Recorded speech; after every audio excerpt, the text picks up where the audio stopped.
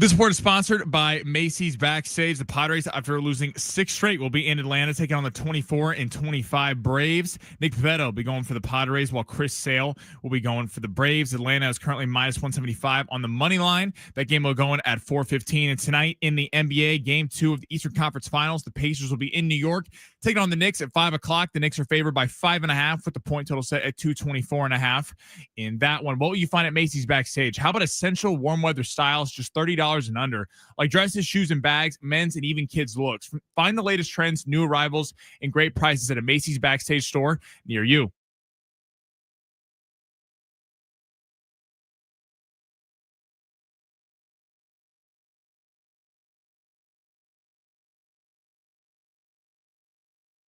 Yeah, let's get it going on a Friday. San Diego Sports 760. My name is Ben Fletcher. That's Sammy Long. We're with you till 2 o'clock today. John and Jim will take over then. We were on air for the 6th loss in a row for the San Diego Padres yesterday, and it's been rough, but at least they aren't the Colorado Rockies, who are officially off to the worst 50-game start since 1895. They are at 8-42. Which is the worst in Major League Baseball's modern era, which goes back to 1901. Before that, you'll have to go back to the 1895 Louisville Colonels, who went 7-43 to find a worse start. So things could be worse, is what I'm saying. But the Padres have been pretty dang bad. We'll see if they can get back on track against the Braves starting tonight, a game that'll be on MLB Network.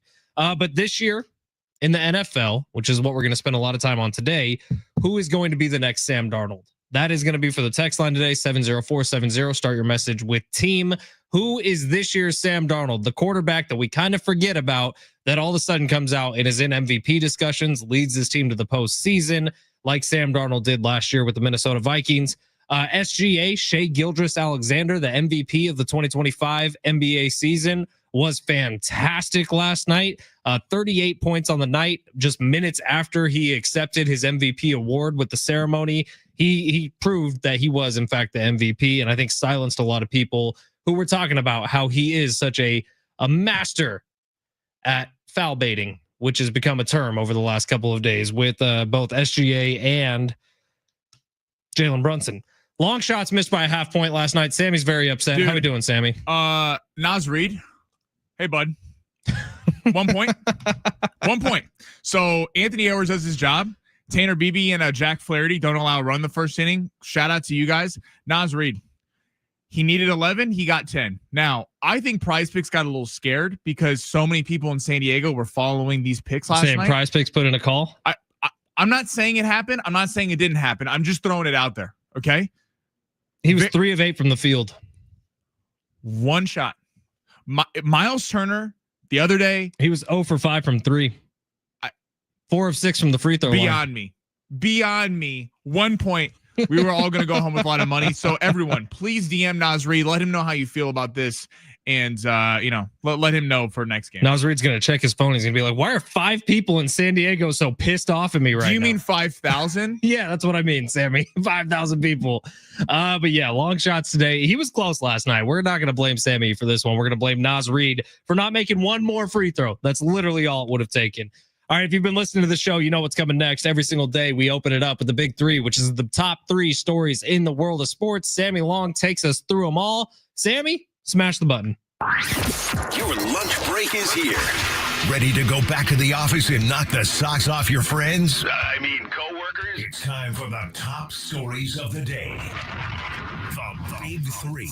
If you would like to watch the show and see our faces, you can do so at YouTube, at San Diego Sports 760, on X, at Fletch and Sammy. Follow us, subscribe to us. We'd love to see it. And by the way, Steve Hartman is joining the show coming up at 1:30.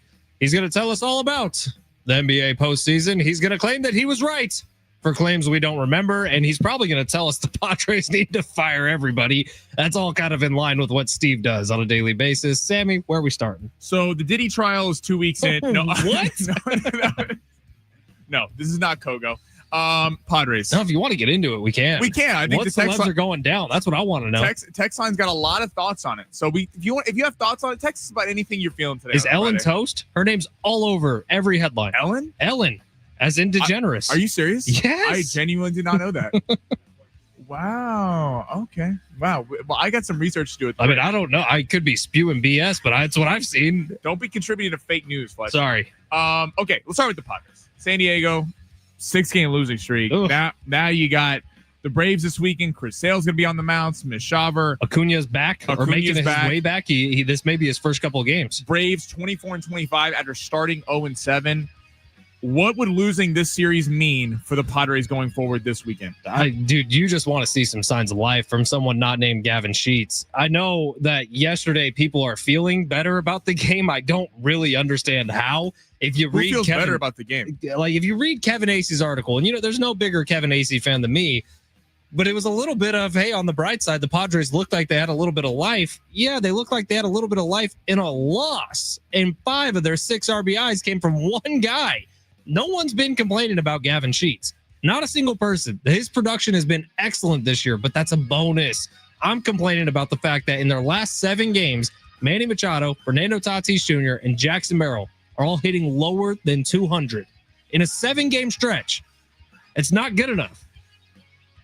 I don't know who should be feeling good about almost winning a baseball game. Mike Schilt tipped his cap. Or what did he say? He said they battled. Yeah, so he heard that Quintera and all of us were very frustrated with him saying tip of his cap, so now he battled. Yeah, I don't want to hear that. Like, it's frustrating for Mike Schilt about how... It was very Jace Tingler of him, by the way. Jace Tingler used to say, oh, man, we were grinding out there. Well, also, like, one thing, I've ripped Xander Bogaerts a lot, but I'm going to give him actually some love in this regard. I actually appreciate that Xander Bogaerts goes to the mic and is honest about his play. He doesn't pull an Eric Hosmer where he'd literally go 0 for 5 and then tell you how he was almost there, and it was kind of beyond me. It was almost impressive how he could lie through his teeth to do it. There's never been a better Padre at grounding out to second base. I mean, it was fantastic. Dude, don't you even start. Don't you slander Eric Hosmer. I got to play that drop. Mike Schilt, though, like, I don't want to hear, like, this is a team that we were talking about only 2-3 weeks ago as a potential World Series winning team. I mean, this is I'm not saying that's all gone away. People are going to go through slumps during the regular season of a baseball at a 162-game slate. But I don't want to hear tip of your cap. I don't want to hear, like, when they go for you for what's going to change. Like, what are the answers? This is not working out. The team looks lifeless. Yesterday, runners at the corners in the 11th inning, they showed the outfield. They showed Tatis. The body language of the whole team was just off. Manny Machado committing errors. As you mentioned, the top 4 are not doing anything. The bottom of the lineup's not doing anything. And now this bullpen that looked invincible the first month of the season is really coming back to the middle of the pack. And without Yu Darvish right now, I mean, it's not good for the Padres right now. This series right now, this weekend, is a big deal. If they lose this series, because 6-game losing streaks are one thing. If you lose 8 of 9, or you, God forbid, lose 9 of 9, and you're going into next week having a 9-game losing streak, while the Dodgers and the Diamondbacks and the Giants are slowly creeping up that lead on the division, they're not just going to give this away. If you blow this series next month, you're going to have to sweep these teams. Like, there's no, like, I'm barely winning a series against the Dodgers and Diamondbacks. You need to sweep them, and that's unrealistic. Oh, that 14-3 start was fun, wasn't it? The other thing about the Padres is think about the mental gymnastics of yesterday's game. You have the lead, you lose the lead, you have the lead, you lose the lead twice between the 9th inning. Between the 10th and 11th inning. It's got to be tough to get on a plane after that, go to Atlanta. I'm sure it's not a super short flight. I'm not the best at geography, but I believe it was 2-3 hours. Okay, 2-3 hours, but still getting on a flight after you play an 11-inning game in which you ended up losing after you had a couple of late leads. It's got to be a little demoralizing. So you're heading into Atlanta today. Maybe the text line was right yesterday. Maybe they do need to go order that Lou Williams special. Get some wings, yes. Baby. Yes. All right, what's next, Sammy? So game 2 at the Garden tonight. Pacers, Knicks, coming off the Tyrese Halliburton heroics in game 1. Is tonight a must-win for the Knicks? Kind of feels like it, doesn't it? Maintain home court advantage. Keep the Garden pump. Or no, they wouldn't. They already lost it. They already lost it, but they would have a better chance of getting it back. Right. It kind of feels like it is a must-win for the Knicks. Look, I also think that the Pacers, if they get behind at any point in this one, may rest some guys, may take it a little bit easier. You did your job already. You went on the road and won 1. So I could say this is a must-win for the Knicks, and I think they probably will win this one, but we'll see if Tyrese Halliburton has anything to say about it. Now, can we talk about the disparity between the two series and what's going on here ratings-wise? Yeah. Because this Western Conference Finals, zero buzz. Zero buzz. It's not exciting. Maybe it's the two teams playing in it. Maybe it's the fact that neither of these games have been particularly close. but zero buzz. And you're talking about a guy in Anthony Edwards who a lot of people have pegged to kind of be the guy. And so it's a little worrisome that there's no buzz with the Western Conference Finals, but on the other side, the Eastern Conference Finals, it's about as most buzz, or what we have the numbers out. It was the highest watched Eastern Conference Finals game one since I believe LeBron was with the Cavs the second time around. So kudos to you guys in the Eastern Conference, but West, oh my God, man, come on. Luka better be a hero for the Lakers and the whole conference. Yeah, I'm going to say it's a must win for the Knicks, but for different reasons. Not just because they go down 0-2 in the series, because I think the Knicks can take this on the road and win. We've seen that in previous series. We saw this against Boston. We saw it against Detroit. I'm not really worried about that, but it's how they lost game one. There's something demoralizing about the fact that it honestly would have been better for them if they just lost a close game. To literally have it in the bag, the win percentage was 99.9%, and to blow it, now every time the Knicks have a lead in this series, everyone's going to be kind of pointing the same thing we looked at Boston. Boston, every time we had a lead, they had a lead in the last series, it's like, are they going to choke it? Because they did it multiple times throughout the series. And to your point about the Western Eastern Conference Finals, Eastern Conference Finals is fun. They feel like both teams in the West are young, but they're hungry. It's a really evenly matched series. I still think it's going to go 7. The West has been a dud. I mean, Oklahoma City's running through them, and there's kind of this narrative around the free throws and the foul calls. Minnesota has no one besides Anthony Edwards and Julius Randle. That no one's stepping up. Yeah, it's a little bit bummer. I thought the series would be better. I thought Minnesota was actually going to win it, but I was not right on that one. Rich McGuire on YouTube says, last year, coming off getting swept by Colorado at Petco Park, the Padres limped into Atlanta to face Max Fried and stole the game 3-1. Let's go Padres. That is called keeping the faith, my friend. Now, on X yesterday, it was pointed out to me that we had Ernie Martinez on a week ago today. We had him on last Friday. I believe it was at 12:30. Are you blaming Maybe Ernie? At 1:30. No, not me blaming them. This was on X. Somebody reached out to me because I put out a tweet yesterday saying, can somebody please check on my guy, Ernie Martinez? I'm sure he's taking this hard. And somebody commented right underneath and said, Padres are 0-6 since you guys had Ernie on. No, it's not Ernie's fault. But it is a coincidence. Thought there was no such things as coincidence. Maybe it's somehow Jim Russell's fault for saying the bullpen was the best in baseball. Now, yeah, apparently there's a Jim Russell cursed Jackson Merrill too. Yeah, I don't know about that one. He does it a lot. Like it's kind of every day. So maybe he just keeps. But I also think Jim just sees things going on in the world and says, "Oh, that's because of me." Yeah, because I'm Jim Russell. Because he's Jim Russell. Speaking of the John and Jim show, this is our third story of the day. There is a man who is a vegetarian who, for the last 10 years, take a guess who it is. There's a man who's been a vegetarian for the last 10 years and yesterday tried Dave's Hot Chicken. Would love a sponsorship, by the way. Best chicken place in San Diego. Dude, Dave's is a huge iHeart sponsor. We love Dave's. We love Dave's. Tried Dave's Hot Chicken for the first time yesterday and loved it. And that name is John Schaefer. I was here watching in studio the show because I was cutting the podcast. This man opened his eyes for the first time. He was like scared to try the chicken and he had it. I don't think I've ever seen someone so excited. Like a whole new world of being. I think he's going to get all he's Summer Boy Schaefer now. He's going to be Summer Bod Schaefer with all this protein he's going to be eating. If I may, to John Schaefer, and he's closed himself off to a few things in this life. Meat is one of those things. And this is the second time in my time knowing John, I've seen him eat a piece of meat. Both times he's absolutely loved it. He had an In-N-Out burger a few years ago because he lost a bet with Big Rich Orenberger, and he loved it. He was like, this is the best thing I've ever tasted in my life. And then he had this chicken yesterday, and I saw the video that got posted online, and he loved it. He was like, this is the best piece of food I've ever had in my life. John, open yourself up to other things. Like, he doesn't watch movies. If you think of a movie, he's never seen it, I promise you, has no idea what you're talking about. John, watch a movie, man. Watch a movie and John doesn't know how to ride a bike. John, ride a bike. You're going to love it. You can open your eyes up to more than just good food. I think he disputes that one. He can't ride a bike, dude. Really? Can he swim? I heard something he can't swim either. I said that he can't ride a bike and he can't swim. He can swim. So he says. He took I don't know. with the fact that you said he can't swim. Does John Schaefer look like a guy who can swim to you? Not me, bro. But no, dude, I don't think he can ride a bike. You should have seen his face. Watch the video on the clip. I saw the video. It's like he was open to an entirely new world. Maybe. All right, we're going to take our first break of the day. I'm sure John Schaefer will come up on this show one more time today. I'm confident about that. Steve Hartman joining at 1:30 today. We'll get our weekly dose of Steve We also have Brad Paisley tickets to give away, a 4-pack of tickets to Brad Paisley. He's going to be at Gallagher Square coming up in just a few months, and I cannot wait for that show. I will be there with bells on for that one. Coming up next, a little bit more into the NBA playoffs we go, and there's this question we got out there. Who is going to be the Sam Darnold of the 2025-2026 season? We'll kind of start the conversation on that one. Coming up next, it's San Diego Sports 760 live on the iHeartRadio app.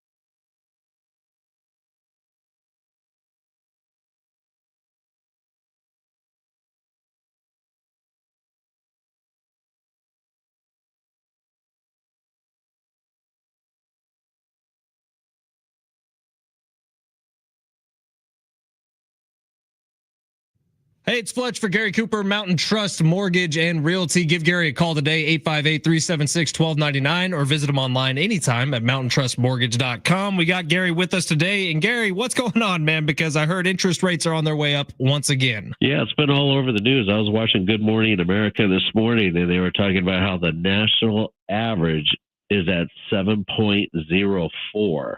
That's the highest since not this last April, the year before. So, yeah, interest rates are definitely on the higher end. But as I talked about last week, if you recall, Fletch, I've got a lender who is offering no ads or hits, which is known as loan level price adjustments on all their VA and FHA loans. So if you're looking to purchase, this can save you a lot of money because you can go down to a 600 credit score and qualify, and you don't have the ads and hits to the interest rate or pricing. Get straight mortgage answers by calling Mountain Trust Mortgage and Realty at 858-376-1299. Again, 858-376-1299. Call Gary Cooper, the Mountain Trust Mortgage team today, or visit them online at mountaintrustmortgage.com.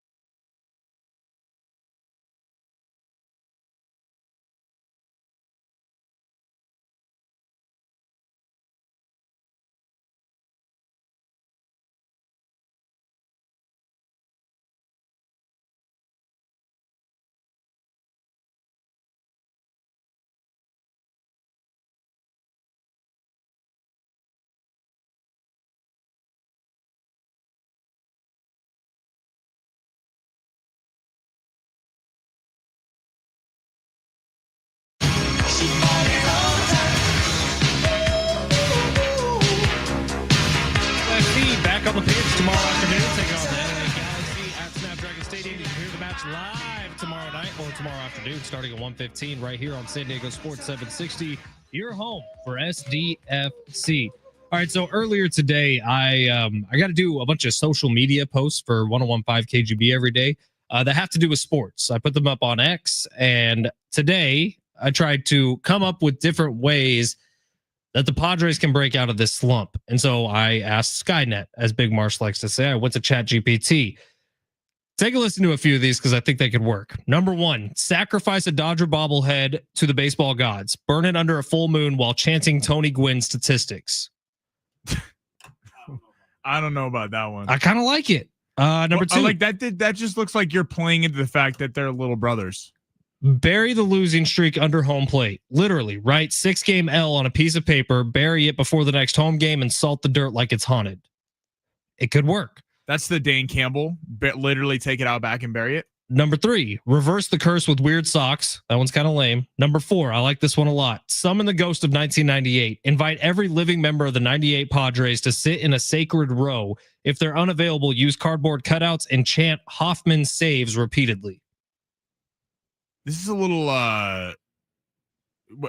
Skynet is coming up with this? Yes. 5, change the walk-up music to Gregorian chants. Scare the losing energy away with monk vocals echoing throughout Petco Park. I'm imagining the Halo theme song from like Halo 3. You know, I don't like this because I saw Mission Impossible last night, by the way, which is a fantastic movie.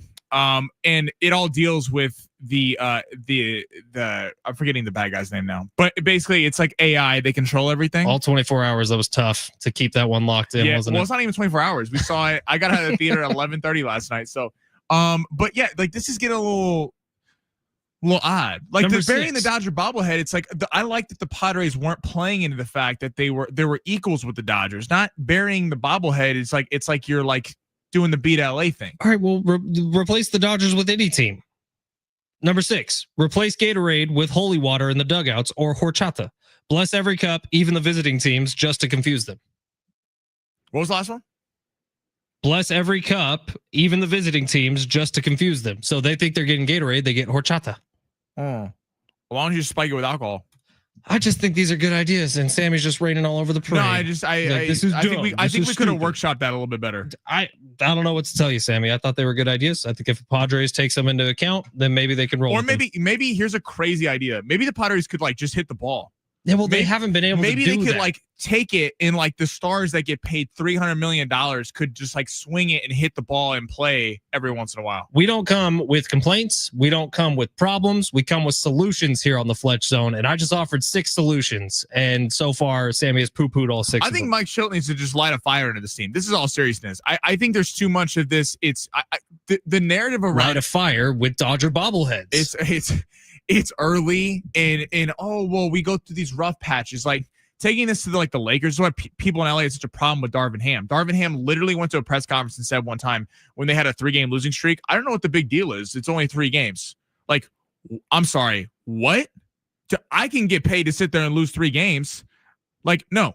Light a fire into this team. This team is not playing up to their abilities. It's embarrassing what's been happening the last week. And now you get a good Braves team who's going to try and come beat your ass because you swept them on a 4-game streak to start the year. So this is a pivotal series this weekend. I can't wait to watch. Hopefully they get back on track. They got to have guys step up though. We got a couple texts regarding the Padres, and then we're going to switch gears to the NFL. But 619 says, as a Phillies fan who just watched the Phillies play the Rockies, I can say that any team that fails to sweep the Rockies is a complete failure. Rockies are a soup sandwich. The Padres must sweep the Rockies and the Pirates or they are in trouble.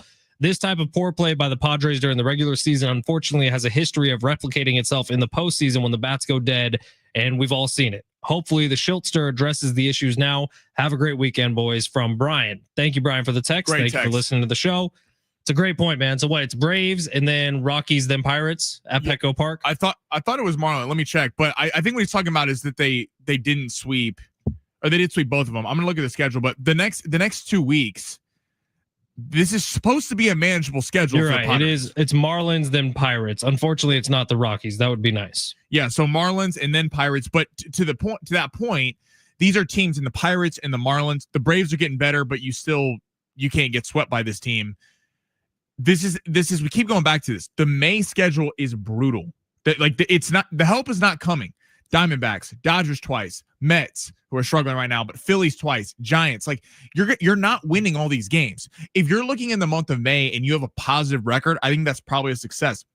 This was the time when you were supposed to gain a couple games from the division. So if you lost a couple games to the Dodgers, you lost a couple games to the Diamondbacks, it wouldn't be bad. If you fall 4 games back in this division, like you're kind of toast. It's at least in terms of trying to win the division, not in terms of trying to get into the wild card, but you can't with the competition. All 3 teams above them, outside of massive injuries, are not going to just absolutely have a free fall. 615, text the show. And if you want to text the show, you can 70470. Start your message with team.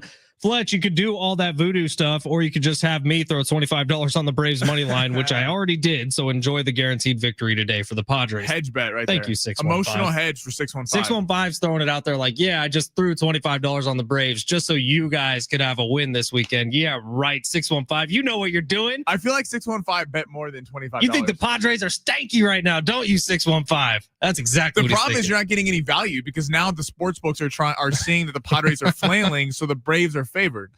All right, in the NFL, last year, Sam Darnold was a bit of a revelation. Look, he was an emergency Band-Aid that the Minnesota Vikings just threw on at the start of their season, and he led them to 14 wins, which I believe was a franchise best. And Sam Darnold takes them to the postseason, kind of fizzled really the last couple of weeks of the regular season. But Sam Darnold, for a large part of the season, was right there in the MVP conversation of last year's NFL season.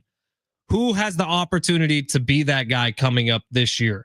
We got a list of names. We're going to give them to you on the other side, as well as some Brad Paisley tickets. That is coming up next on the Fletch Zone here on San Diego Sports 760, live on the iHeartRadio app.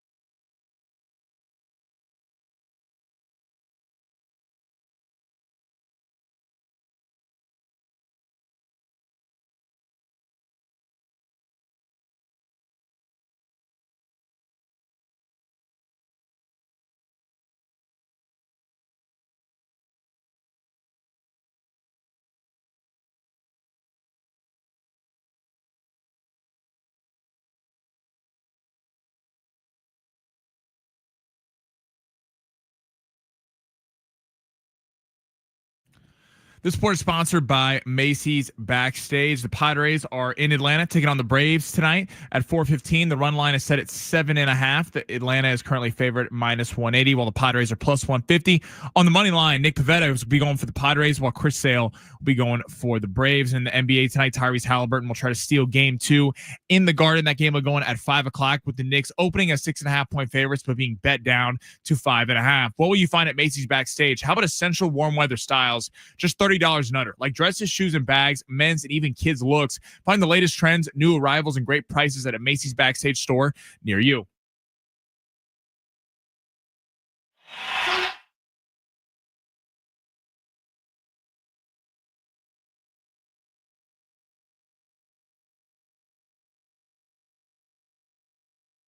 San Diego Sports 760. Ben Fletcher, Sammy Long with you till 2 o'clock today. John and Jim will take over then. It is San Diego Sports 760. We do have a 4-pack, of tickets to go to Brad Paisley out at Gallagher Square in Petco Park on June 7th. Ticketmaster.com if you want tickets to purchase, but just keep hanging on here. We're going to give away a 4-pack coming up in about 10 minutes.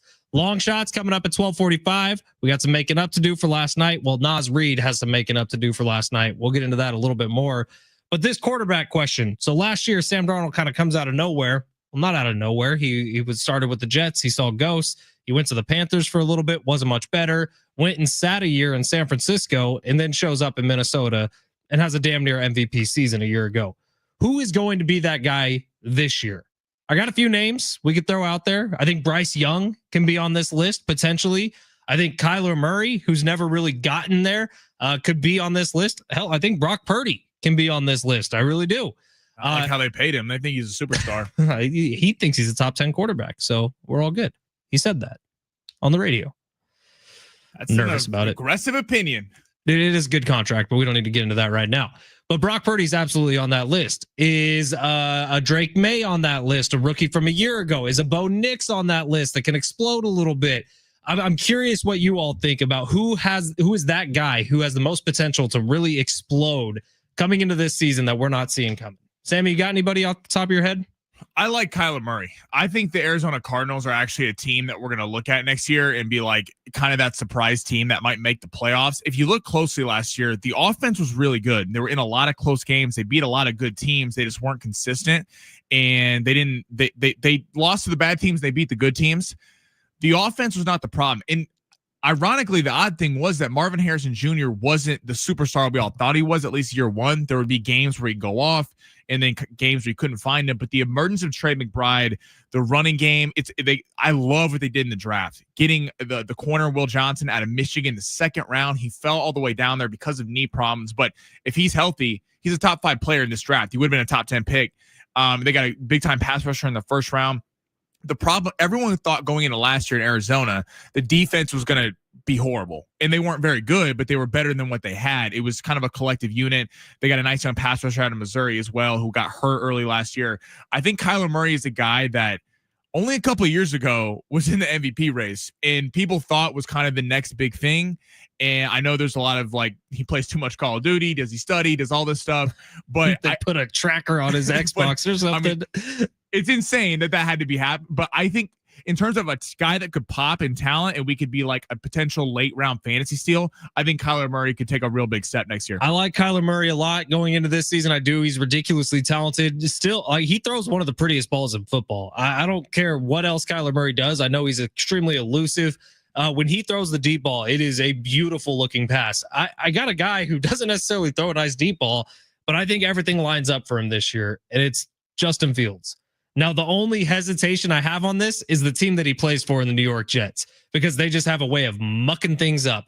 But they do have a good defense, and I think Justin Fields is an upgrade over the questionable Aaron Rodgers a year ago. Here's why I think Justin Fields is lining up for this, because he's been disrespected every step of his career. When he was with Chicago didn't do squat to help him out, and everything was disrespect. I'm telling you, watch Justin Fields. He's a lot closer to Lamar Jackson than we give him credit for. He is extremely good in the open field when he can get out and run. And with the Jets this year, it feels like a little bit of new life has been breathed into him. Let's not forget, he was playing well with the Steelers. They had a winning record. Were they 6-2? 4-0. 4-0? 4-0. Or no, they're 4-2. 4-2 because 4-2 sounds better. when Justin Fields got sat down for Russell Wilson. Like, the Steelers would probably be a playoff team with him at the helm all year long too. I think Justin Fields could be that guy where we're sitting halfway through the season like, holy crap, is Justin Fields in the MVP conversation for real? Because he could put up some serious numbers. Big Marsh, who we got? I got JJ McCarthy. I think he sat back, watched Sam Darnold, has that eye of the tiger, all those weapons. I think he comes in and does well.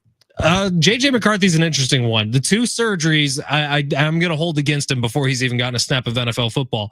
My brother-in-law is the biggest Vikings fan you'll ever meet in your life. He's pumped. He was glad they moved on from Sam Darnold. They sent him to Seattle, and he's glad that they're sticking with JJ McCarthy. Here's the biggest things JJ has going for him. The team won 14 games last year with a subpar quarterback. They could probably do it again this year. Well, Sam Darnold didn't play like subpar. Of course he didn't. He has Justin Jefferson, one of the best wide receivers in football. Jordan Addison. And he has Jordan Addison too. And he has a ridiculously talented, offensive-minded head coach in Kevin O'Connell. And Naylor's there too. Like the Vikings, I kind of feel bad for JJ McCarthy in this regard, is that I think he's going to get the Caleb Williams treatment where if he doesn't come in and have success immediately, he's going to get crushed. And it's kind of not fair to him because this was a guy coming out of college that people love the intangibles. They thought he was going to be a 2nd or 3rd round pick, shot up draft boards because, they kind of fell in love with the fact that he won a title in Michigan. Harbaugh coached him. He's got the prototypical, like, big arm. He was a huge recruit coming out of high school. They kind of pointed to some of those Ohio State games where he destroyed them. Now, some people kind of say that a lot of those big time, he had like 3-4 touchdowns in some of those Ohio State games. A lot of them came off like play action where he was kind of wide open guys. I just feel bad for him in the sense of that I think he's going to get killed. Like, he's going to need time to develop. I think he can be a pretty good quarterback, but coming off an injury with those weapons, with letting Sam Darnold go, half the locker room probably still wanted Sam Darnold. Yeah. And they're still with him. So if he sucks early, they're going to kill him. To your point about Justin Fields, I like that pick a lot. And I hear what you're saying about the Jets because they haven't, I mean, they've been a disaster. They've been a disaster. I love the coaching staff they brought in, though. Right. Glenn. And let's not forget, the reason 2 years ago we were stoked about Aaron Rodgers going there was because the defense was supposed to be amazing. You had Sauce Gardner, Quinnen Williams. You had an all-star young defense. And then you had a young superstar receiver on Garrett Wilson. Now, he said there was a thing yesterday where Garrett Wilson was talking about how Justin Fields and him are going to have a big connection. They played together at Ohio State. Aaron Rodgers, again, is more interested in getting his friends the ball and Allen Lazard and Randall Cobb than Garrett Wilson. Garrett Wilson was on his way to becoming a top 5 receiver in this league before he just was riding the bench because Rodgers wouldn't throw to him. He still had like 1,200 yards last year. I mean, exactly. And we kind of forget about that. The Jets are, and I love what they did in the draft. They went offensive. Like, they didn't go with the sexy, flashy picks. Like, let's go make a big headline. Like, let's build up the interior. I think Justin Fields could be, and I can't believe the Steelers didn't have one more go around. If you were going to have a quarterback, why wouldn't you let Fields come back for 1 year versus old man Rodgers, who's just going to be at a darkness retreat 6 weeks into the season? All right, 858 is trolling a little bit here. He says Spencer Rattler is going to blow the entire galaxy away and lead the Saints to a Super Bowl. Spencer Rattler, who was a drama field all throughout his college days, and when he's gotten in the NFL, hasn't necessarily been good. Where would you take? You brought up Bryce Young. Yeah. If you were like drafting quarterbacks, if it was like the whole league was a free agent, where would you take him? Somewhere after 15, as of right now. Yeah, because like down the stretch, he was balling. I mean, like, you're still taking older guys. If we're talking about for the next 4 or 5 years, I'm still taking some of the older guys above Bryce Young. But you're right. It was like something clicked with Bryce Young. Remember, Andy Dalton came in for a few games? Yeah, it was against the Chiefs that he actually lit up the Chiefs defense. And then Andy Dalton got in a car accident. Yeah. That's the reason Bryce Young was able to come back in. Otherwise, he was benched for the whole season. Then he comes back in, and it's like, is Bryce Young kind of balling right now? Well, and remember when they went into Philly and almost beat the Eagles and Leggett dropped the ball? He like was diming them down the field and said, obviously the Eagles won the Super Bowl, that great defense.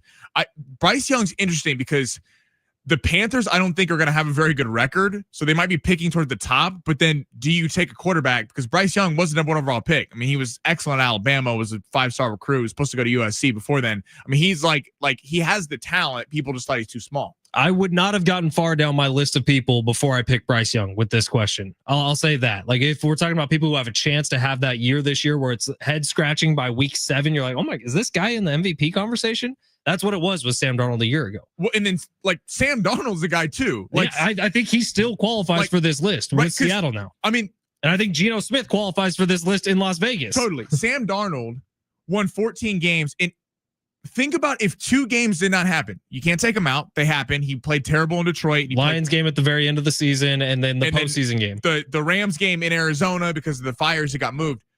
Like the week before that, they destroyed Green Bay. People were like, Sam Darnold was the guy that we thought coming out of USC. And outside of 2, like it's kind of crazy that 2 games we just completely wrote this guy off. And Seattle's kind of a fun young team. They don't have a ton of talent, like in terms of I don't think they're going to win a ton of games, but they have a lot of young talent on the team. I think Sam Darnold just show some people up again. One name that neither of us brought up, and I personally don't believe he belongs on this list. I think if you look at his career, he's a lot closer to Daniel Jones than anything he was supposed to be. Trevor Lawrence, who was an absolute can't miss number 1 overall prospect coming into the NFL draft. What has Trevor Lawrence actually shown us to make us think he's going to be a good quarterback? I think Bryce Young has shown us more, honestly. I mean, if you take out, like, obviously Lawrence had the big comeback against the Chargers in the playoffs. He almost went into Kansas City and won in the stretch. So give him credit in that he's played well in the playoffs. Trevor Lawrence and Herbert are 2 interesting guys to me. Because did I send you the screenshot of the side-by-side career? Oh, yeah. Trevor Lawrence and Daniel Jones. They are the same quarterback. I give Trevor Lawrence a pass, though, because, like, you talk about where you play. Jacksonville is the biggest joke franchise in the league. Like, the Jets and the Cowboys are comical and stuff, but at least the Cowboys have won things 3 decades ago. The Jags are like you forget they're an NFL team. Cincinnati was a joke for a long time too, and then Joe Burrow kicked in the door.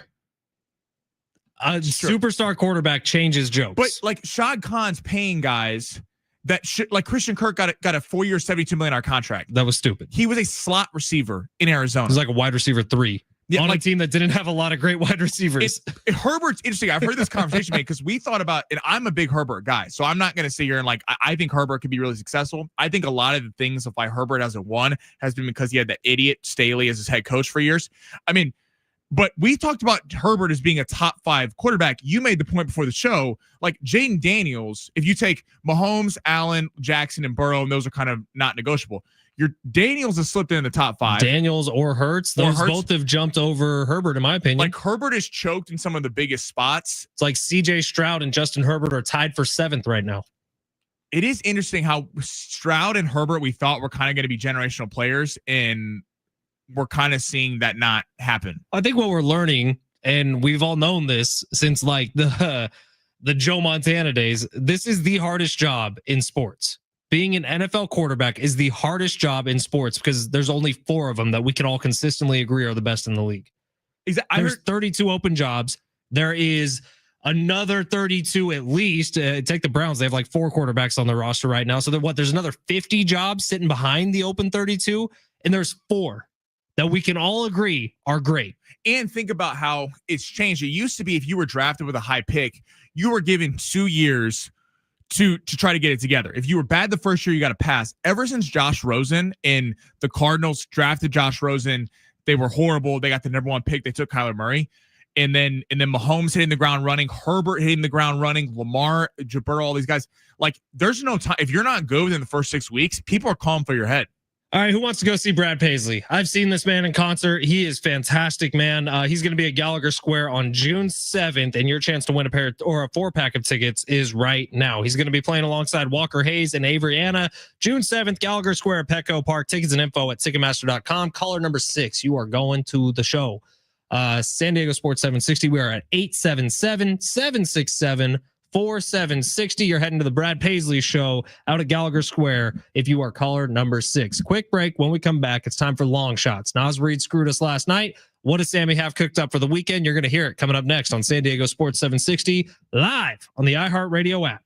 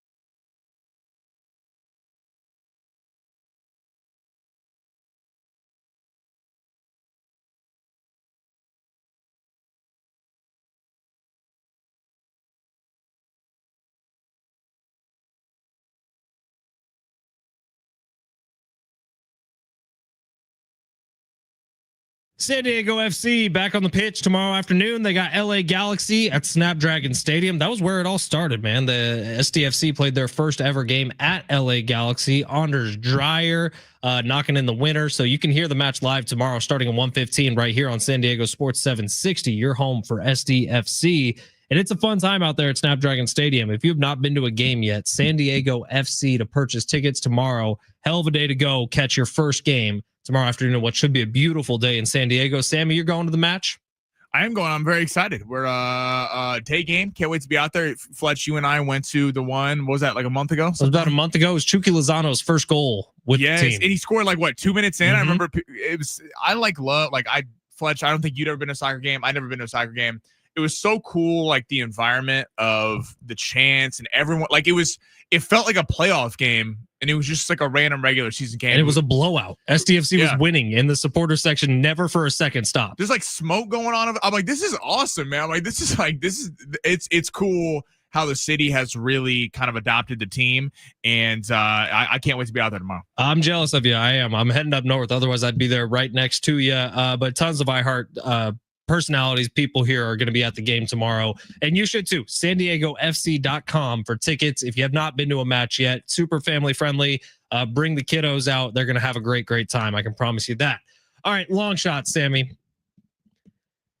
I thought you had a winner last night.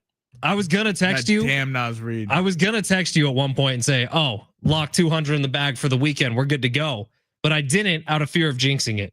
Now I'm thinking if I would have texted you, maybe it would have done a reverse jinx and we would have actually won. So I had Mission Impossible tickets at 8:00. So I was watching the game through the first 3 quarters and I was like, Anthony Edwards, we're feeling good. Then I left and I'm like, Nas Reed, I think we should be good. He had like 10 points and I was so into Mission Impossible. I didn't check it during the movie because that would be disrespectful, Fletch, to pull your movie. To Mr. Cruz. To Mr. Cruz. We never do that. That, by the way, true movie star right there. Okay. Oh, yeah. Later, like that is a movie star. People are like, oh, this is the hot new movie star. No, Tom Cruise is a movie star. Everyone else is trying to be Tom Cruise. Okay. That's my little rant today. But yeah, Nas Reed, man, I don't know how that happens. 0 for 4 from 3. Missed 2 free throws on the night. All he needed was one more point. The Timberwolves have no help. Like I thought coming into the series, we were going to see some of the supporting, the supporting cast against the Lakers. Jaden McDaniels looked like a damn Hall of Famer. I mean, seriously, he had 30 points one game, 25. Mike Conley was hitting clutch shots at certain times. DiVincenzo was getting involved. No one is stepping up. Credit to the Thunder defense. There's a reason why they've been number 1 all year. But Anthony Edwards and Julius Randle need some help. And Nas Reed, man. Well, we'll see where we're going today. Sammy Long, smash that button, baby. Let's see. Underdogs? Nah, that's old. Those with a less than good chance of winning? Too wordy. Wait, got it. It's time for Sammy's Long Shots.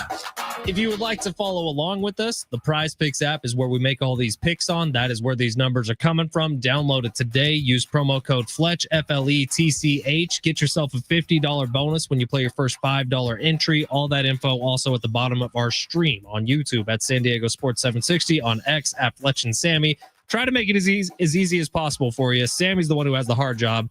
Sammy, where are we going with tonight's lineup? I got a 4-legger for this weekend. Tell me Tyrese Halliburton more than is on there somewhere. We can add that in. Now, I thought about that before. I thought about it. The one thing I've said about Tyrese Halliburton is he's had some big games in these playoffs, aka Game 1 and some of the big games against the Bucks. Usually it's been followed up with not a huge scoring night. That's true. Against Cleveland, he had a 4-point game. So the reason I didn't include that, I was inclined to go under, but I don't really want to root against Tyrese Halliburton because he's a fun player to watch. But we can add that in. But let me get my lineup and then we can add that in. All right, we got a 4-leg parlay. We have 1 hockey, 3 NBA. Let's start with the hockey.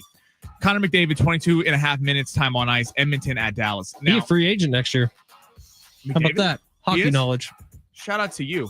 So as someone who's an LA Kings fan who has literally been sent home each of the last 4 seasons because of this damn Edmonton Oilers team, Connor McDavid is amazing. They had a big lead in Game 1. The Dallas came all the way back. Jason Robertson and all them. But 22.5 time on ice. It was kind of a lower scoring game until the third period. always the chance of it going to overtime. In hockey, Connor McDavid, what they usually like to do, they used to double up him and Draisaitl on lines. So basically, they will do 2 lines in a row instead of hockey where it goes 1, 2, 3, 4. They'll do 2 lines in a row. I think if this game's close, McDavid does that a lot the third period. Hopefully, they're losing by a goal, so this happens. I think more 22.5 on ice time.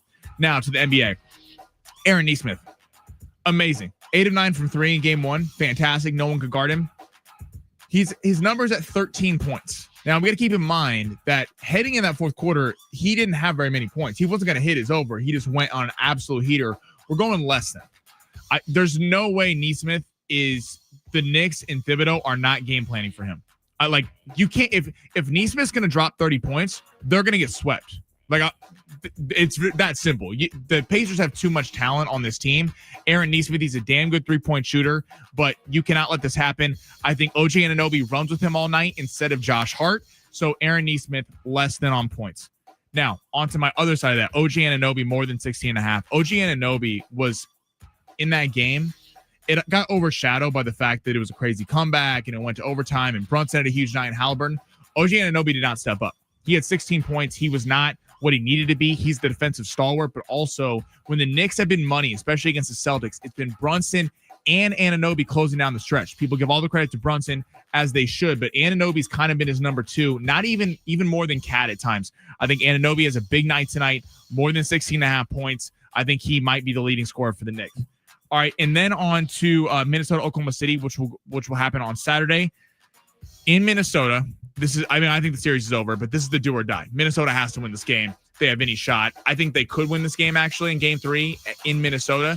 Dante DiVincenzo, more than 9.5 points. I think the sharpshooter, I think the crowd gets a lot more into it, not on the road. I think DiVincenzo, finally, someone else steps up for this team. We're not betting on Naz Reid. That's never happening again. He's joining the blacklist along with Ryan Nembhard and Karl Anthony Towns. Few other players. I'm losing track. There's so many. But more than 9.5 points for Dante DiVincenzo. Fletch, do you have any problems with the parlay? I submitted it. I want you to know that first and foremost. I submitted it as you said it. You can see it right here. Look at Marshall. I would change one thing. What? If it was me. I submitted it like you said it. What are you worried about? Aaron Nesmith. You're falling into the trap. No. Listen. Vegas wants you to think that. I don't want his points. I don't want them. I don't want to get anywhere near his points. Okay, but can I remind you what something? I would do is more on 3-pointers attempted. It's at 5.5. That's even worse. That's less.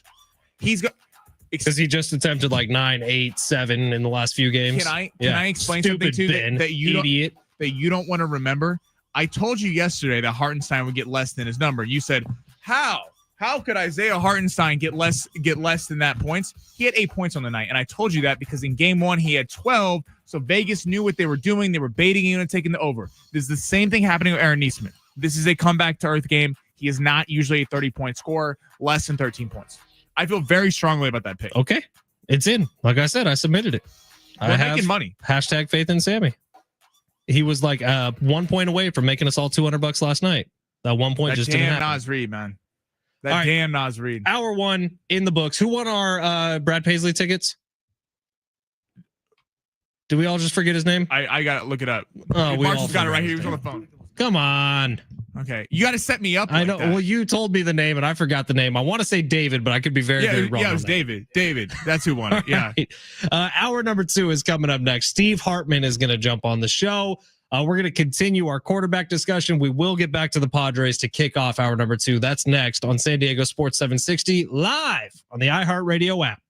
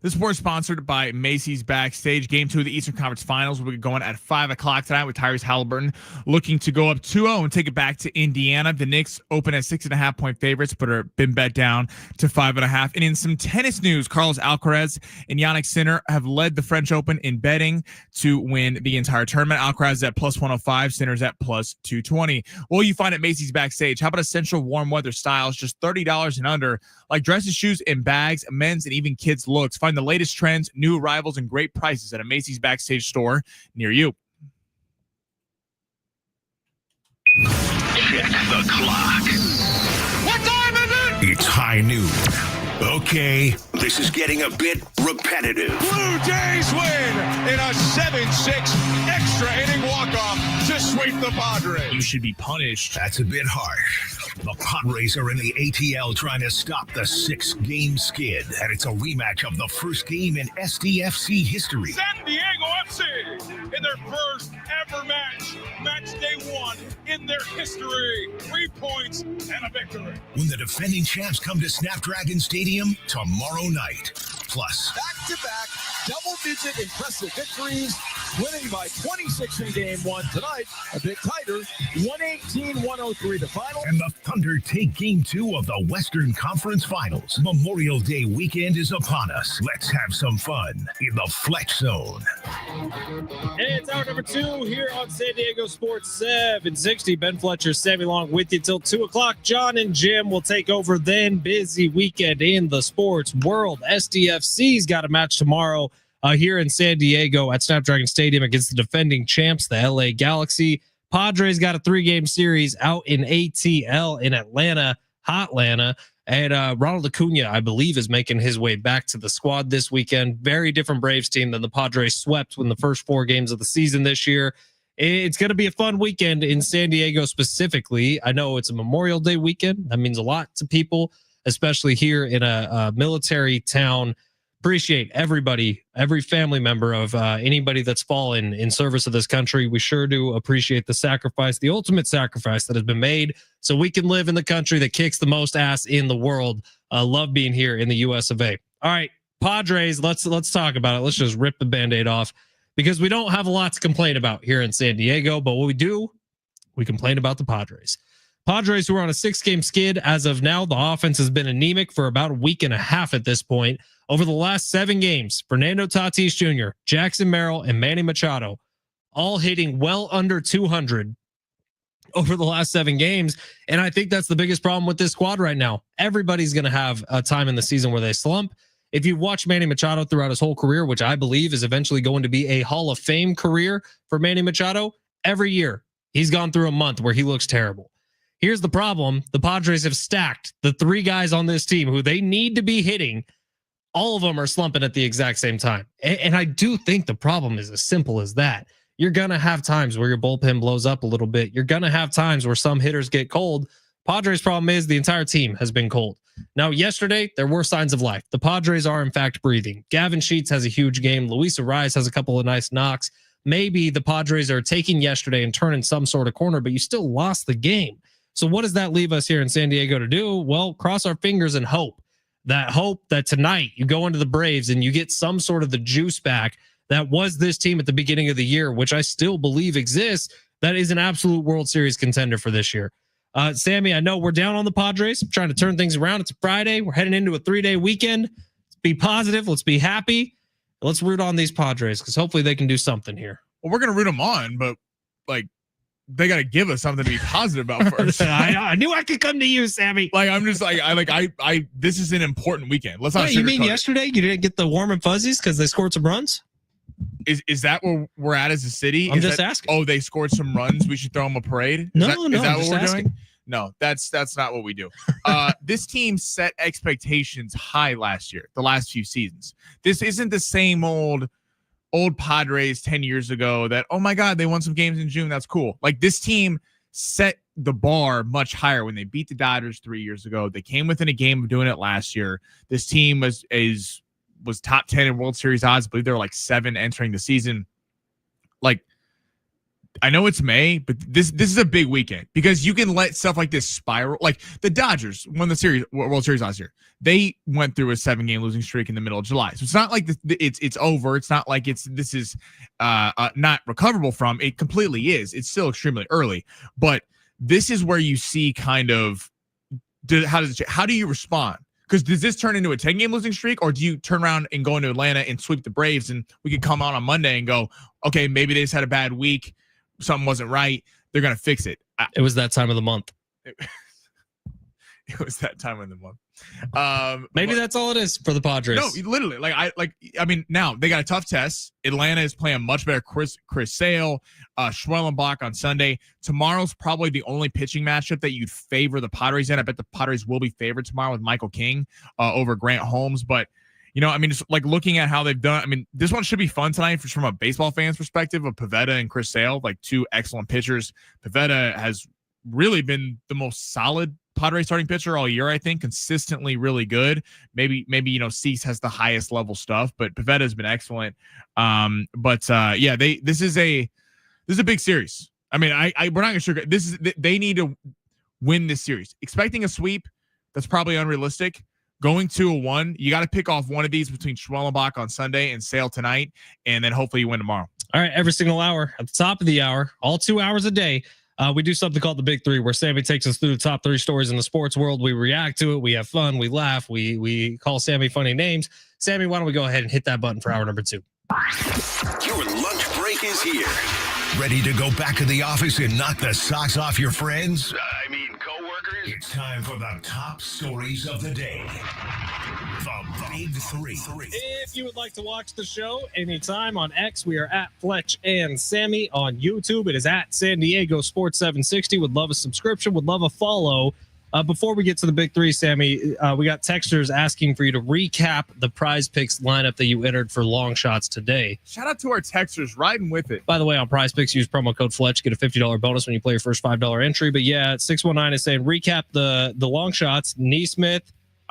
All right, we'll do this. All right, so Neesmith, less than 13 points. Okay. OG Anunoby for the Knicks, more than 16.5. Okay. Dante DiVincenzo, more than 9.5 for the Timberwolves. And then our hockey pick is Connor McDavid, more than 22.5 minutes of time on ice against Dallas tonight. Got all that?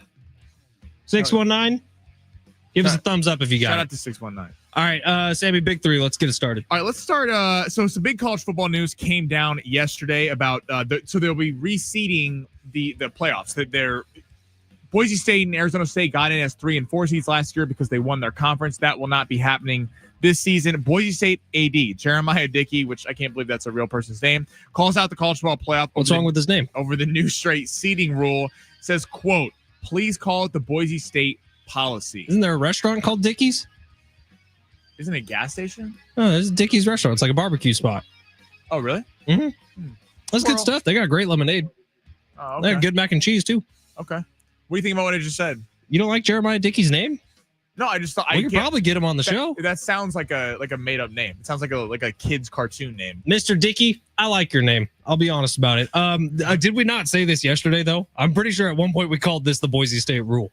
I think you said that, and it's funny that we're already hearing athletic directors whining about it. Yeah, Jeremiah, man, Mr. Dickey. Sorry, I'll be respectful about it. It is the Boise State rule. You're spot on about it. I don't know how whiny this is. There are going to be teams that get screwed over because of this. But last year, I think teams got screwed over who had better regular seasons in college football. And that feels like the more fair way to go.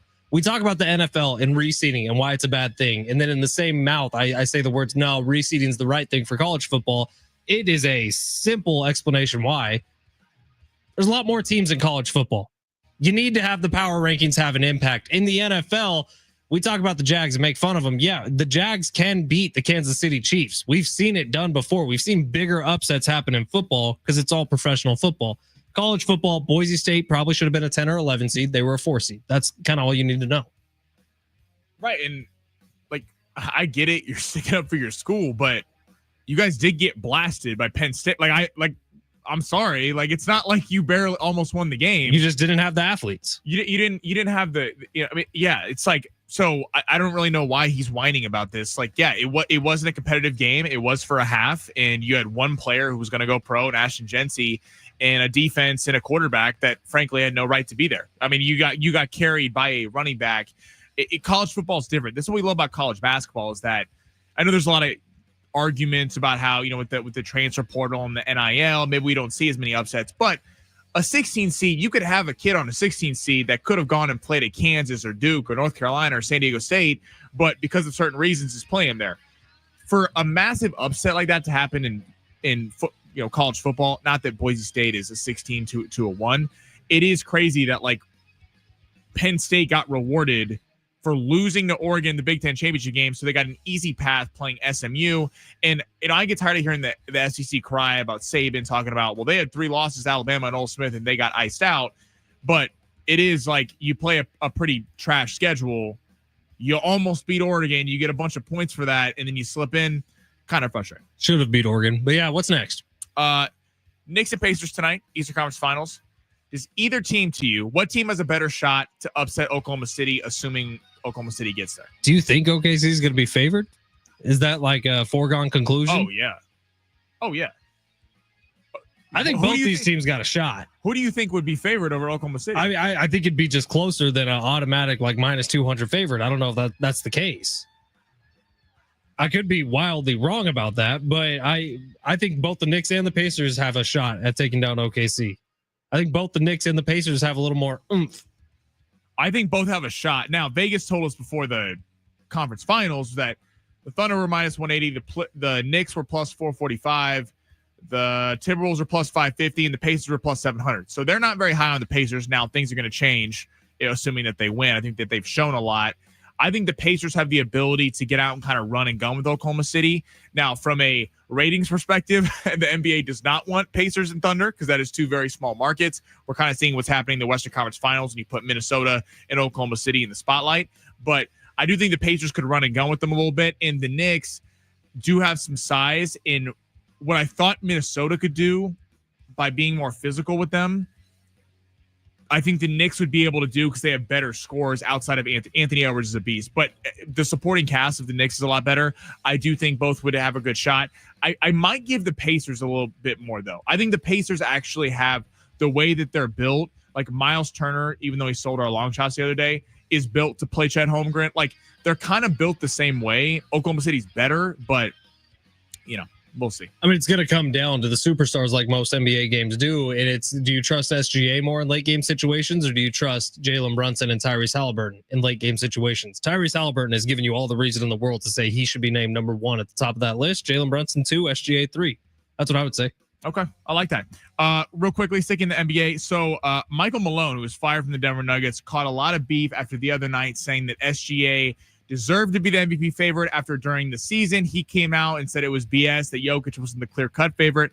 Now he clears the air and says Jokic is his MVP, not Shai Gilgeous-Alexander.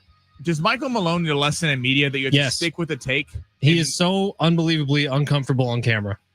Who cares if you're dissing your former player? The team fired you, and it's not even that big of a diss. You're just saying SGA had a better season than Jokic, which SGA had a better season than Jokic. You could say it out loud, dude.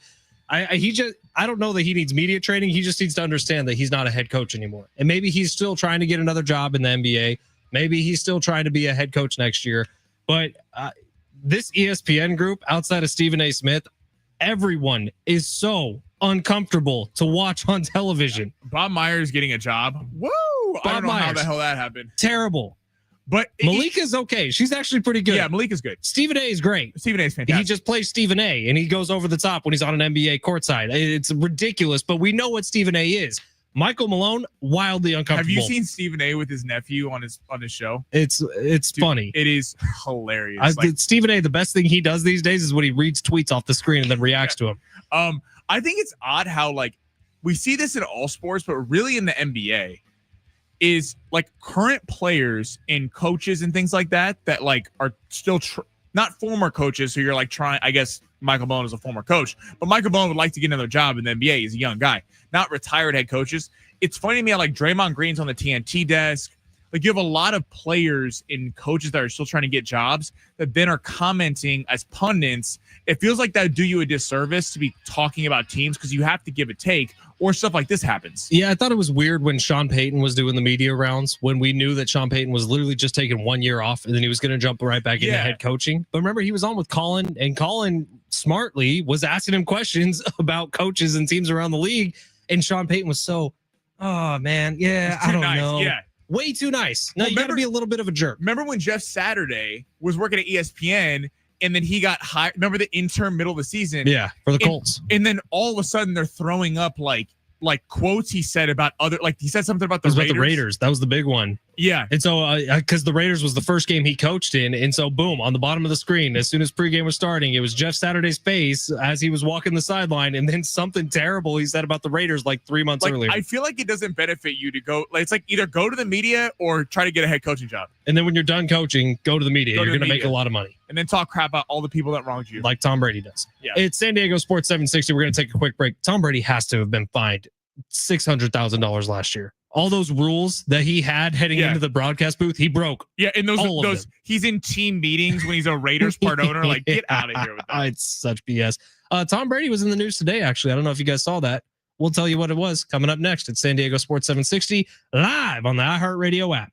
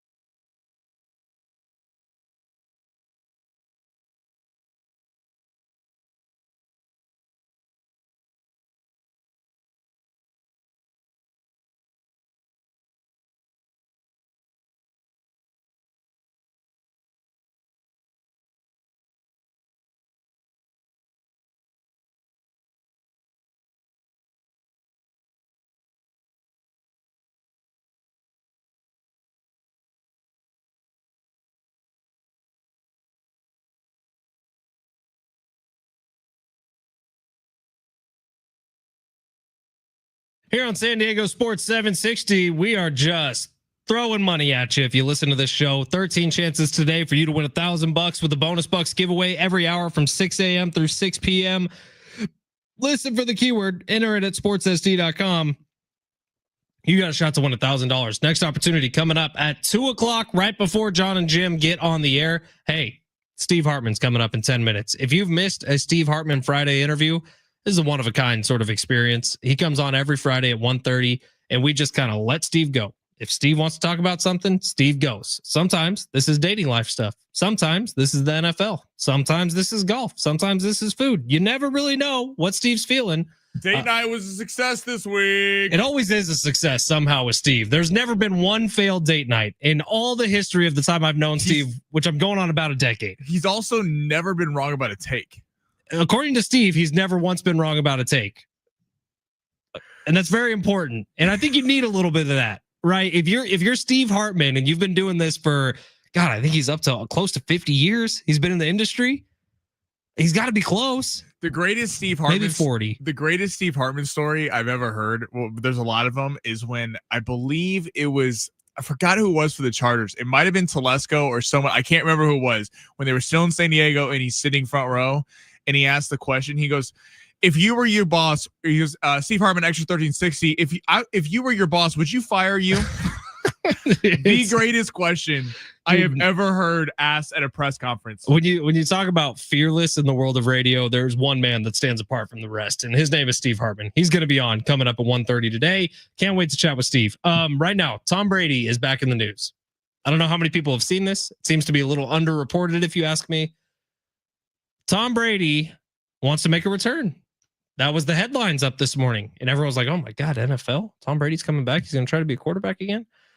Not the NFL. Tom Brady wants to join the same stage as Simone Biles and Michael Phelps. Tom Brady wants to win himself an Olympic gold medal. He has thrown his hat in the ring to be the quarterback of the NFL or the flag football team competing in the Olympics. He would be the worst choice What? for a flag football. Flag football is about being elusive and not letting the flag. This statue, this old man who's sitting back there. Maybe we should call Phillip Rivers instead. Phillip Rivers would be more entertaining. Okay. But if it was Rivers. No. Tom Brady, listen, you clearly don't want to be a broadcaster. Okay. This is why you're doing it. You're a part owner of the Raiders. You were going to do it. Then you came back for the NFL for another season. Now you're back to being a broadcaster. It's amazing to me how, like, former athletes, you see this with fighters all the time. Guys cannot let it go. Yeah, we're going to see GSP in a fight pretty soon, I'm sure. Seriously. I mean, Oscar De La Hoya, all these guys are like trying to come back. It's like, no, you were amazing back in the day. We all know your legacy. We know your highlights. You're good. Stop. So Sammy wants Tom Brady to be the quarterback. Cool. Of Team USA. I want Lamar Jackson to be the quarterback of Team USA. Well, let's think about this logically here. Tom Brady's going to be 49 years old when the Olympics happen back in the U.S. up in L.A. for the Summer Olympics, which flag football is going to be a part of. NFL players are going to be allowed to compete in these. I agree with you. Lamar Jackson is the number one draft choice. There's not even a question in my mind. Depending on the rules, I haven't looked too far into it. I don't know how quarterbacks, if they're allowed to run, if it has to be like 1 Mississippi, 2 Mississippi, 3 Mississippi. Let's see Uzbekistan try to get Lamar Jackson's flag. Dude, even if Tom Brady plays, no one is beating USA. Seriously. We could throw like... If Tom Brady plays with one of his kids being the center, USA is still going to win, even if they're making out the whole game. I saw... Yeah. I know that sounds gross, but there was a picture a few years ago that went crazy viral of Tom Brady kissing his kid on the mouth. You have to have seen the picture, but for everyone who has, it's very funny, Fletch. I think you get the joke. But even if Tom Brady's the quarterback, I'm all for this, honestly. No. Yes. We want to win a gold medal. We don't want Brady back there. Tom Brady's the GOAT. He is the GOAT of football, and no one's there yet. 10 years ago, sure. Give me a gold medal for the GOAT. Imagine all the memes we could create with that, Olympic Sammy. flag football, Marshall's got this. The quarterback must release the ball within 7 seconds of receiving the snap. Or he has to run. Or he has to run. Or do they not They're run? also restricted from running with the ball after the snap, but can hand it off to a teammate. The quarterback can also catch a pass from a teammate after handing off the ball. So there you go. Can you... What? You saw him try to run a Philly special. Yeah. He don't need to. Tom Brady's going to dice up defenses. Lamar is going to hand it off to Saquon, and he's just going to toss it back to him and let him go. Yes, you're probably right, Sam. Like, Dude, no one's arguing with you that Lamar Jackson's the right choice. First off, we already have to Kyler Murray would be a better choice than Tom Brady. Speaking of like soccer, we already have to hear from the world about how it's embarrassing that U.S. soccer is like 11th, and we beat the like kind of countries that are whatever, but we don't play well against the upper tier. We did tie England a couple years ago at the World Cup, which was fun, but like this is our chance to beat the living bleep out of these countries, and I'm all for it. Get us a gold medal. Don't play around. Get Lamar, get Tyreek, get Justin Jefferson. Let's put this thing to bed. All right, it's San Diego Sports 760. Steve Hartman is going to be joining the show coming up next. We're going to talk some NBA with Steve. We'll talk some flag football in the Olympics with Steve. And we'll talk some Padres with Steve. They're making national news, all right? It's time to start talking about them. San Diego Sports 760 live on the iHeartRadio app.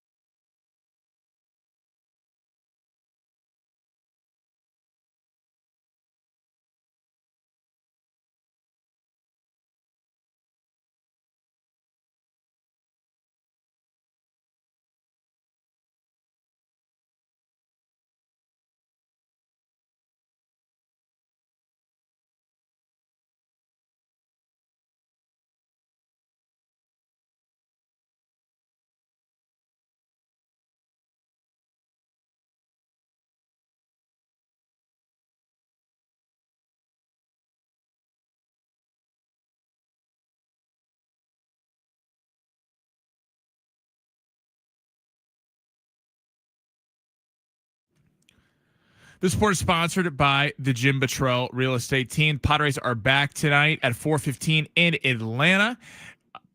They'll start a 3-game series against them, looking to break the 6-game losing streak in the last week. Atlanta is currently favored by -175. Nick Pivetta will be going for the Pods, while Chris Sale will be going for the Braves. In Game 2 Eastern Conference Finals start at 5 o'clock tonight. The Knicks were early favorites by 6.5. They're now been bet down to 5.5. The point total is set at 224.5. That game will go on at 5 o'clock. Would you like to know what your home would sell for today? Get a simple text message with your home's value by texting your address to 855-600-6000. You'll get no phone call, just a text. Jim Buttrell has the buyers. Simply text your address to 855-600-6000.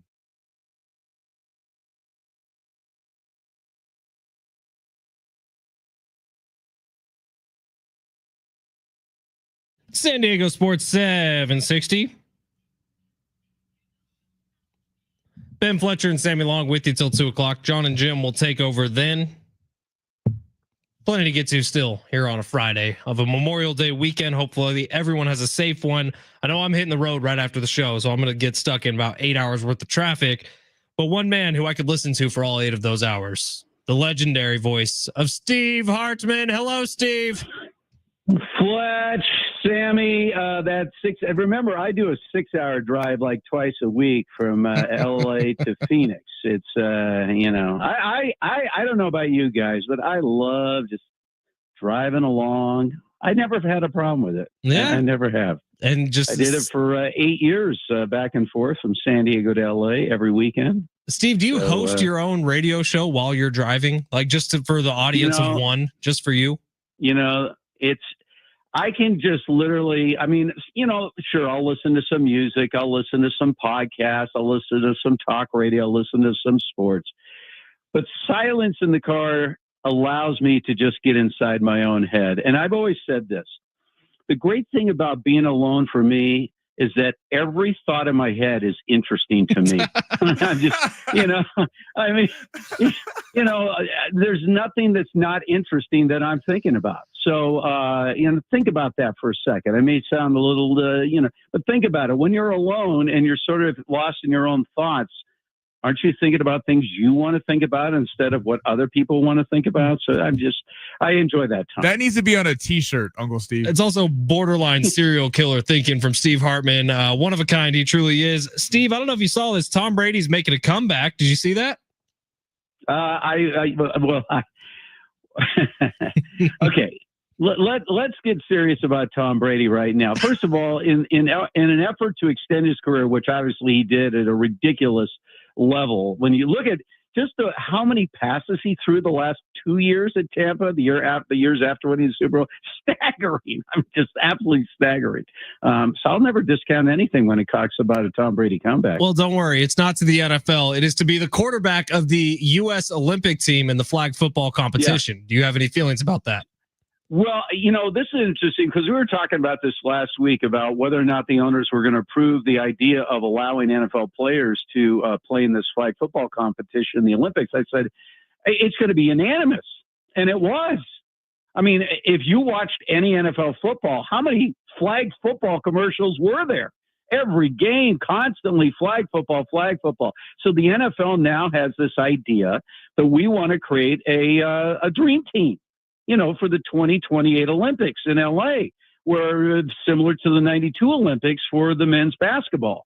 So yeah, Tom Brady, who's bigger than Tom Brady, could he still play flag football? I guess. I mean, if he's injured, no harm, no foul, because, he's not playing for a team anymore.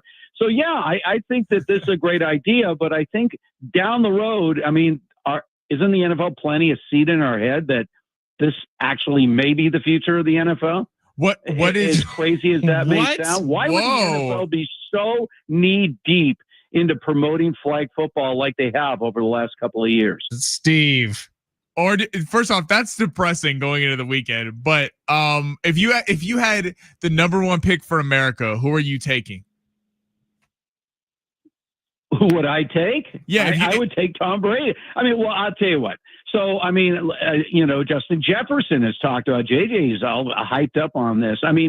Here's the thing about flag football. Think about it. Who are the key players on a flag football team? Number one, obviously, is the quarterback. Two are the receivers. How much blocking is necessary in flag football? The line play, which is where the NFL takes its root, right? Strong offensive line, strong defensive line is not nearly the same factor in flag football. So you need receivers, you need ball hawks on defense. But to me, it's no different. Quarterback is definitely your number one pick. All right, so Patrick Mahomes, Lamar Jackson, Josh Allen, Kyler Murray might be a good one because of elusiveness. All right, Steve, we can get off the NFL for a second, move over to the NBA.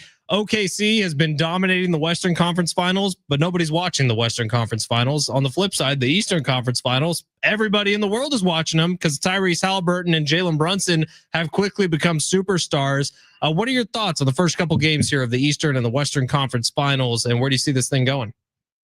Well, I'll tell you one thing. The way that, I've been watching that last minute of the Knicks-Pacers game, regulation.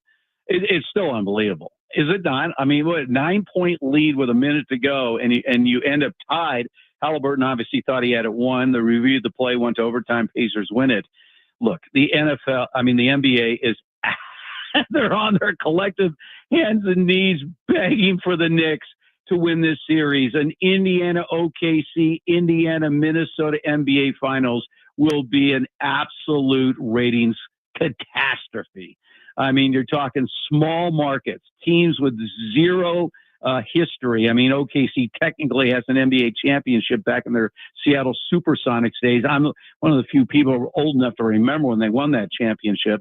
So they desperately need the Knicks. I mean, that's their only storyline going in the NBA Finals, of the Knicks trying to win their first NBA championship since Richard Nixon was president. By the way, this is guaranteeing that regardless of what team wins of these four, we're going to have 7 different NBA champions over the last 7 years.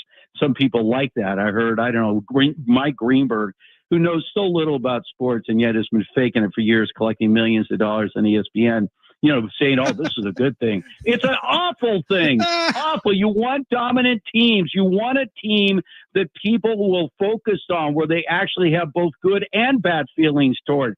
That is good for team sports, is to have dominant teams. And then if there's an upset, it becomes a major story. But this revolving door of a bunch of forgettable teams, one after another winning NBA championships, is awful for the league. So if the Knicks don't come back and win this series against the Pacers, the NBA is headed for their worst finals rating catastrophe ever, save, of course, the November NBA Finals in the bubble. But this will be an all-time record low.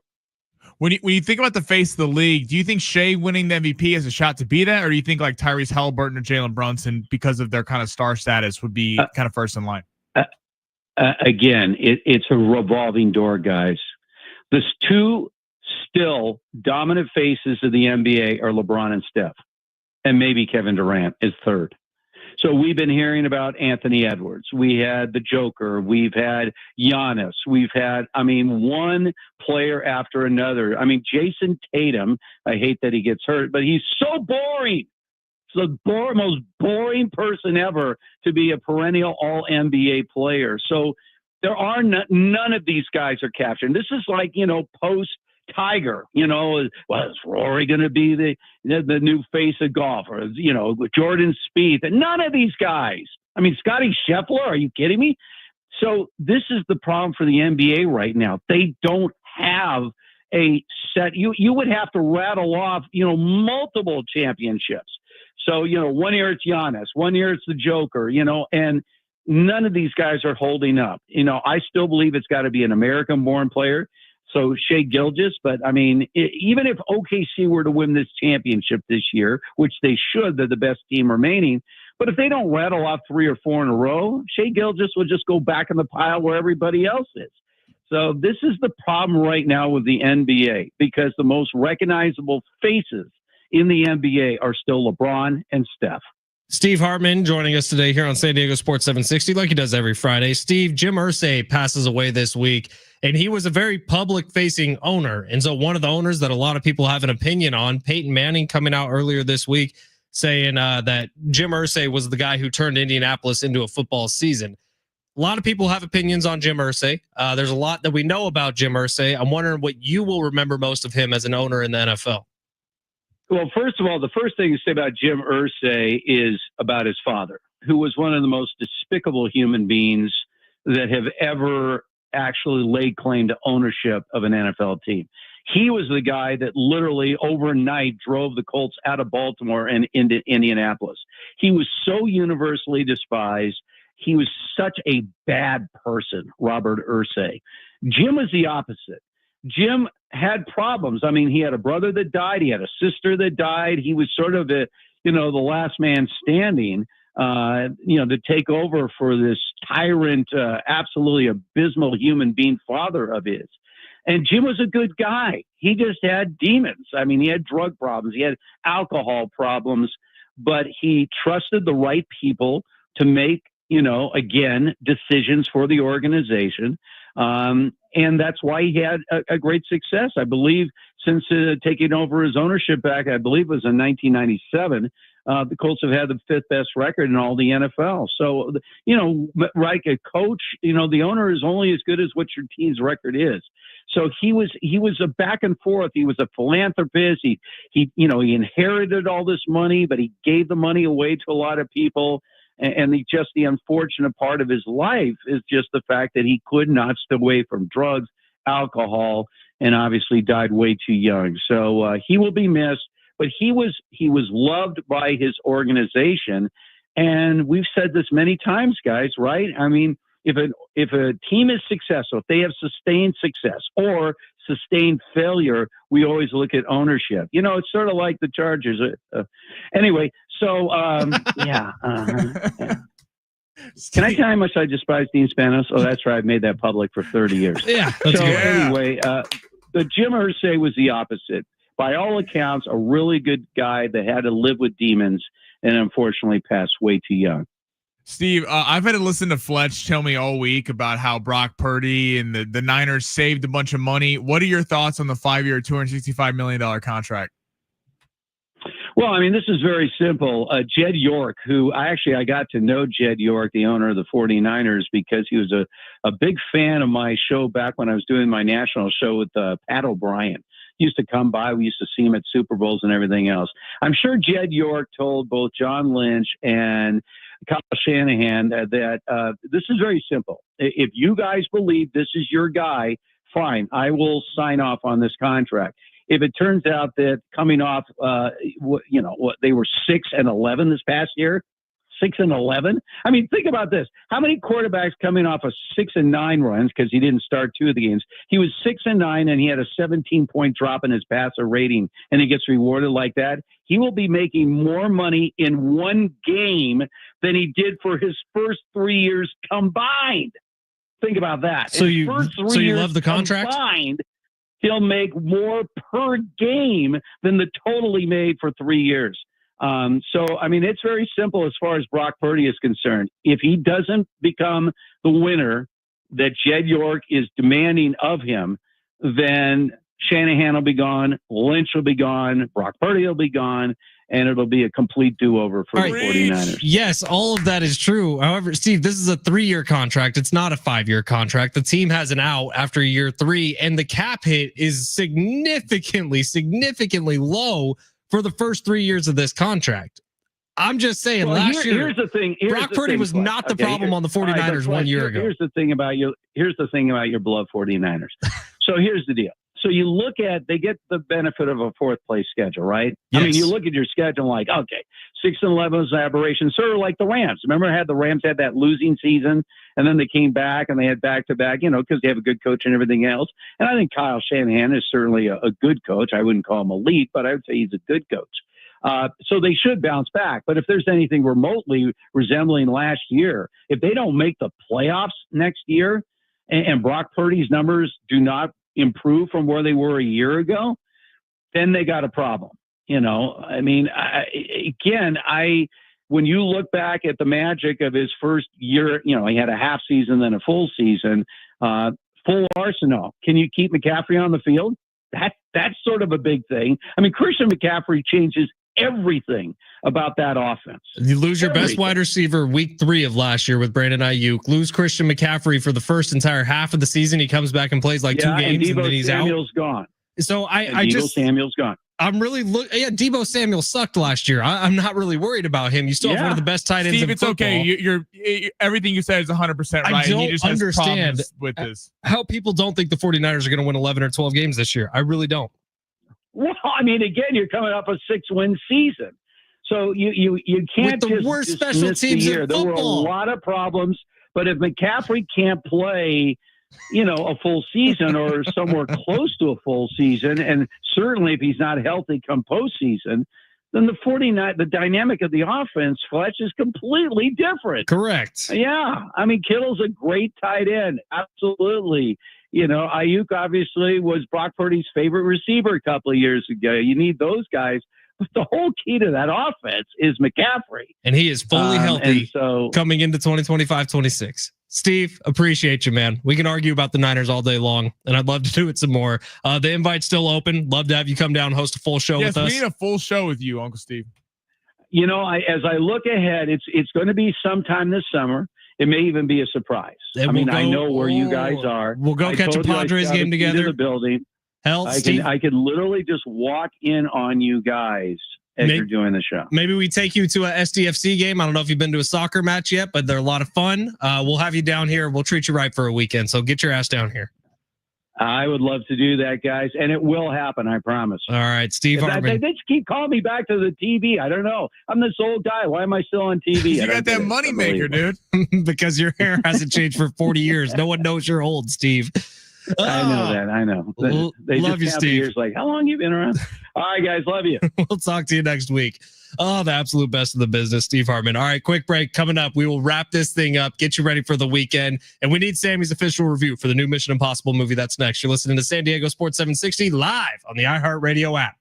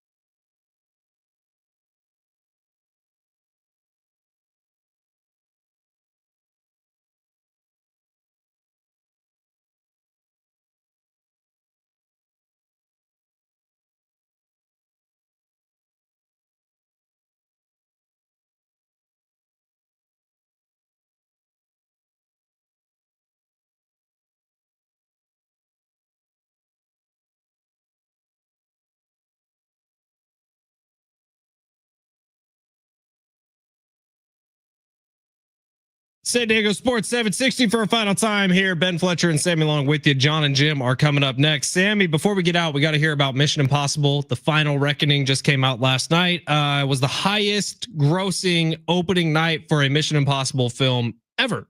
Of all of the Mission Impossible films that have come out, I think it made like $9 million last night. Your thoughts on the movie? I loved it. I'm a massive Mission Impossible fan. Had super high expectations for it. Completely eclipsed it and more. Thought they ended it great. Make you cry? No, I don't know. I don't know if I made me cry or not. I don't know. Seems like something you would know. No, because I don't want to give anything out. Maybe I was bawling. Maybe I was cheering. Like, did they hit the emotions right to live up to the final of something that's been going on for? They got the magnitude of that. We've had 9 movies, and there's some flashbacks. There's some fun little surprises that no one could see coming. It's a Tom Cruise hits cruise control, as every newspaper across America would say. That was lame. I'm telling you, that's what they do every time. You've seen every review of the movie? No. They're always like, Tom Cruise hits top speed. I purposely try not to watch or read any of these reviews. I want to be surprised when I go see it in the theater. No, after. I like to see what people are saying. I heard, some idiots talking about how, it didn't equate to, no, it's fantastic. Was it as good as like Fast and the Furious 10 though? Yeah. First off, stop. Don't ever compare Fast and Furious to Mission Impossible. Family. It is all about family, bro. If I'm sick, which I usually get pretty sick like once a year, I haven't in a couple years, but if I'm sick, I'm just watching a Fast and the Furious marathon. I'm not ripping on Fast and Furious, but when you start comparing it to Mission Impossible. I'm not. It was a joke, dude. I was trolling like Jim Russell. It's crazy how Fast and Furious went from drag racing cars in the streets of LA to jumping cars into space. The first movie, they were stealing DVD players. That was what the first movie was. They're like a gang, and then they're like a special ops, black ops team. Like, what is going on? And I love every second of it. Like adrenaline pumping, baby. Tom Cruise, like that, like, dude. The more ludicrous we get in movies, the better it is. Bro, you didn't even have your car, dude. Dude, forget about it, cuh. Forget about it, cuh. Forward. Oh, hey, I'm glad it was good. I'm glad it's not a flop. Marshall's got one shout out. Yeah. Want to shout out Colin Gallagher on the bump today for Madison against El Camino. Do or die, win or go home. Let's go, Madison. Madison High School here in San Diego. Playoff time. Is that what's going on, Marsh? Yeah. Playoff time. I was watching some Little League earlier this week. They were in their postseason. High school's in their postseason. I'm actually getting my glove out from the closet because the course we're playing on Sunday is a notoriously slow course. And so we're all bringing our baseball gloves to toss them around while we're playing golf. My shoulder's going to be dead. Wait, well, hold on. Wait, you're bringing a baseball glove to a golf course? Correct. Why? Because I'm playing with some guys who I played high school baseball with. So we're going to play catch. So wait, while you're someone's hitting on the tee box. While we're waiting for the fairway to open up. You know what that's called? ADD. No, it's just fun. It's buds being buds, dog. Do you guys gamble? Like, how many? Come on, cuh. Forget about it, cuh. That's going to be a drop next week, and I'm going to play it way too much to where it annoys listeners. How many beers? So we're drinking. We're doing playing catch. I never heard playing catch on it. Imagine you showing up to Torrey Pines with a baseball. I wouldn't do it at Torrey Pines. Guys, this is a Muni course in Sacramento that costs like $40 to get on. That's where we're doing it. We're playing the nice course Saturday, kind of the other course on Sunday. 484 says Hartman, gotta forget what hearing a non-partial adult comment on sports supposed to a pair of what are we called? Blind fanboys. I heard bring back the Human Sports Almanac. Well, guess what? Even though we're fanboys that you may not like, he's on every Friday at 1:30. Steve's on every Friday. So you might as well tune in. Coach is on every Thursday. Guess what? Someone else might be joining the weekly catalog. Really? Had some discussions this week. We'll see if it happens. Really? Really? Have they been on the show before? Not yet. Not yet. You didn't tell me about this. I did not. I had one conversation with Mike Usher about it, and I had a conversation with this person about it, and it looks like it might happen. Wow. It's someone people know. So what is when day would this be happening? I think Wednesdays. We're just gonna kind of load the week up like that. I'm genuinely curious right now. Come football season, we might add another. Oh yeah, we're gonna have locked. Somebody who is specifically a Raiders fanboy, so we could have another blind fanboy on the show. I know that is. All right, it's San Diego Sports 760. That's it for us. Thank you for being here this week. We appreciate the hell out of each and every single one of you. Big Marsh, hell of a job. Big Marsh is going to get some time running the board next week, I've heard. Sammy, great work this week, pal. John and Jim are coming up next. We'll see if John's eating a piece of steak today or triple something. stack burger ready for him. All right, San Diego Sports 760. Have a great Memorial Day weekend, everybody.